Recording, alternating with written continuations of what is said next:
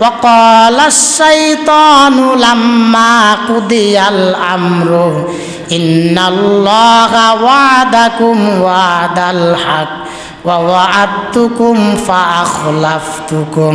আল্লাহ তাআলা বলেন, কিয়ামতের দিন যখন জাহান্নামীরা জাহান্নামের মধ্যে শয়তানকে দেখবে, তখন তারা শয়তানকে আটকিয়ে বলবে, তোমার ওয়াসওয়াসার কারণে আমরা নামাজ ছেড়ে দিয়েছি, আমরা খারাপ কাজে লিপ্ত হয়েছি।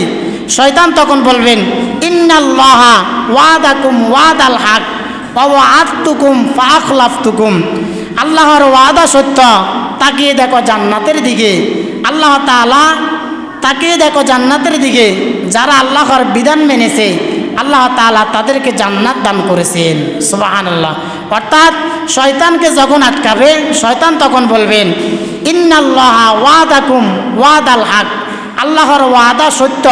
আল্লাহ তাআলা বলেছেন, দুনিয়াতে যারা আল্লাহর ইবাদত করবে, আল্লাহকে মেনে চলবে, আল্লাহ তাআলা তাদেরকে জান্নাত দান করবেন। তাকিয়ে দেখো জান্নাতের দিকে।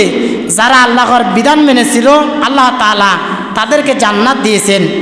আল্লাহ তাআলা আল্লাহর ওয়াদা ঠিক রেখেছেন, আর আমার ওয়াদা আমি ঠিক রেখেছি। আল্লাহর সাথে আমার ওয়াদা ছিল যে আদমের কারণে জান্নাত থেকে বের করে দেওয়া হয়েছে, ওই আদমের সন্তানদেরকে আমি জান্নাতে যেতে দিব না। সুতরাং আল্লাহর ওয়াদা আল্লাহ ঠিক রেখেছেন, আর আমার ওয়াদা আমি ঠিক রেখেছি।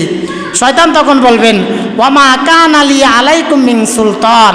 তোমার উপরে আমার কোনো রাজত্ব ছিল না, আমি শুধু একটা কাজ করেছি, ইল্লা আং দাউতুকুম ফাস্তাজাবতুম লি।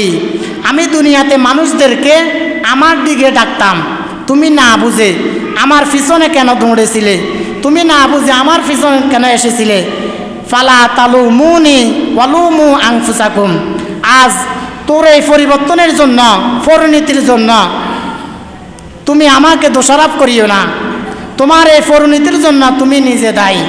মা আনা বিমুসরিকিকুম ওয়া মা আনতুম বিমুসরিকিয়া। আজকে তুমি কি বিপদে আছো, তোমার সে আমি শয়তান আরো বড় বিপদে আছি। সুতরাং আজ আমাকে আমার বিপদ থেকে তুমি বাঁচাইতে পারবে না, আর তোমার বিপদ থেকে আমিও তোমাকে বাঁচাতে পারবো না। তাহলে কিয়ামতের দিন যারা জাহান্নামী হবে, আল্লাহ তাআলা তখন প্রথমে বলবেন, ওয়ামতাজুল ইয়াউমা আইয়ুহাল মুজরিমুন। জাহান্নামীরা আজকে আলাদা হয়ে যাও। তখন জাহান্নামীরা আলাদা হয়ে যাবে। আল্লাহ তাআলা তখন জান্নাতি বান্দাদেরকে সামনের দিক থেকে তাদের আমলনামা ডান হাতে দিবেন, আর যারা জাহান্নামী হবে পিছন দিক থেকে তাদের আমলনামা বাম হাতে দিবেন। বাম হাতে আমলনামা দেওয়ার পর আল্লাহ তাআলা বলবেন, ইকরা কিতাবাকা কাফা বিনাফসিকাল ইয়াউমা আলাইকা হাসিবা। ইকরা কিতাবাকা, হে বান্দা তুমি তোমার কিতাব পড়ো, তুমি তোমার আমলনামা পড়ো। কাফা বিনাফসিকাল ইয়াউমা আলাইকা হাসিবা। তোমার হিসাব দেওয়ার জন্য আজকে তুমি নিজে যথেষ্ট। তখন বান্দা তার হিসাব দিতে পারবে না। আল্লাহ তাআলা তখন ফেরেশতাদেরকে বলবেন, তাকে জাহান্নামে নিয়ে যাও। তখন তাকে জাহান্নামে নিক্ষেপ করবেন, আর জাহান্নামটা এত গভীর হবে, নবীজি বললেন, জাহান্নামের উপর থেকে যদি একটি পাথর জাহান্নামের নিচের দিকে ফেলা হয়, ওই পাথরটা জাহান্নামের নিচে পড়তে সময় লাগবে 70 বছর।